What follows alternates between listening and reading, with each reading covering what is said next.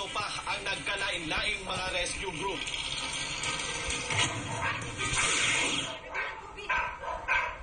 Wala may kumpiyansa ang mga otoridad bisan pila lang ka oras. Uy, ala balay oh! Ang balay! Kumbero ang Ah, NHA. nato! Labi na sa phase 2 of flight. Niresponde Nyagi! sa mga Ang gate! ang mga Navy SWAT nga dala ang ilang rubber Tanawa! boats. O Balik mga ka, ha? sa Nato. Philippine Coast Guard nga nanghakot sa mga residente ang gustong mamakwit. Oh. Tagahawak ang baha, busa ng hadlok ang mga residente. Ang uban na nakasatop sa kadlok nga mutaas pa og balik ang tubig baha. Ang balay sa pamilya Fernandez nagkalapok-lapok og nangabasa ang mga gamit sa sulod. Akala namin maganda pero ayan o. Ilang beses na kami nakabaha dito.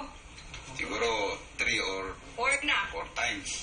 Halos kinisap ang sitwasyon sa ilang mga silingan. Visit lang po sa kong nagsuon diri nga ingin ani di ay ang ilang sitwasyon. Pinakataas ng tubig, tagahawak. Dili kini ang unang higayong nakasinati og baha ang mga residente sa NSA Bangkal. Ang ubang residente na anda na kini nahimo pang magkomedya ang uban sa sitwasyon sama ni Jack Jack. Apan ang uban mi pabati sa ilang sentimiento batok sa NHA og developer. Dapat hindi kami magbahay dito dahil puro bahay na po kami. Address to sa NHA, dapat makonsensya din sila kung anong nangyayari sa amin ngayon. Dapat tingalain din nila to. Although marami din silang privilege na binigay. Pero today, this night o morning, tanawa na itabo sa amo. Mel, ang Regional Disaster Coordinating Sa dike siya, Council sa dike. nagamonitor sa dili lamang sa Davao City. Yeah, apan sa tibuok rehiyon river. kasi. Oh. Makauban nato karon ang admin officer sa Davao City Disaster Coordinating Council kasi Sir Pipito Kapili. Sir, sa pinakauling update ninyo, kumusta na ang mga lugar nga naapektuhan sa flash flood? Hantod karon naagyapon ang mga tao, naglimpyo pa sila sa tagsa Kapanimalay tungod kay wala pa mangyud ingon nga nahuman ang mga labi na katong mga ubos nga mga area sa Davao City katong 5 ka barangay.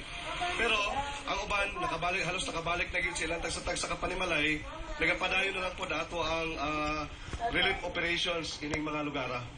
Naana ba tayo naka-standby po nga mga personizer kung ugaling mo balik pa ang kini Hoy! flash Wag flood? naman! Ang atong opisina, ang atong mga miyembro sa Davao City Disaster Coordinating Council, 24 oras sila nga andam nga mo tabang o mo rescue sa mga lugar dinhi sa Davao City. Ikaw ko happy be. O uban pa ni ana, ano Come na on. po tayo mga Don't laing move your mga hand line down. agencies sa atong kagamhanan Is it nga naa po ilang standby ng mga rescue groups.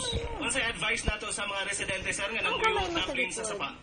Ang una ginato nga pirmi ginasulti sa mga tao nga naa nagpuyo daplin sa mga kasapaan, unta pag matanawan nato nga ang level sa atong tubig sa ato ang sa daplin medyo paspas nga pagsaka, dili na ta mahulat pa nga moabot sa atong mga tagsa Kapanimalay ang mga rescuer o kinsa man ning mga ahensya sa gobyerno para pahawaon o pa bakwiton ta. Ato voluntaryo na ta mismo nga mo lakaw, bakwita adto ta sa ato ang evacuation area. Kay nga salamat sir. Mel, ang Philippine Coast Guard o Philippine Navy andam usab 24 sila naka-alerto kung galing magkinahanglan sa ilahang mga ayuda kung galing musubli nga mahitabo ang flash flood sa mga kagabi. Mel. Daghang salamat, Joffrey.